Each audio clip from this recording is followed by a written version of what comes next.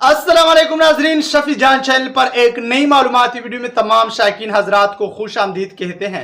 उम्मीद करता हूं कि सारी वर्ष खैरियत से होंगी, ठीक ठाक और खुश पाश होंगे। नाजरीन, बात होगी कुर्रस उस्मान सीरीज के नए सीजन 6 के हवाले से। कुर्रस उस्मान सीजन 6 में हमें क्या कुछ देखने को मिलेगा। नाजरीन, क्या कुर्रस उस्मान सीजन 6 में उस्मान गाजी सीधा बोरसा की मुहासरा शुरू करेंगे, बोरसा को फतह करने की कोशिश करेंगे, या फिर और क्या कुछ देखने को मिलेगा। तो नाजरीन, दिलचस्प और बेहतरीन मालूमात हासिल करने के लिए आज की मुख्तसर सी वीडियो को आखिर तक लाजमी देखिए, साथ साथ में वीडियो को लाइक और शफी जान चैनल को सब्सक्राइब करें। तो नाज़रीन, ये बात तो वाज़ेह है कि कुर्रस उस्मान सीरीज के नए सीजन 6 में बोरसा की मुहासरा होगी, बोरसा किला फतह किया जाएगा। लेकिन नाज़रीन, ऐसा कुछ भी नहीं है,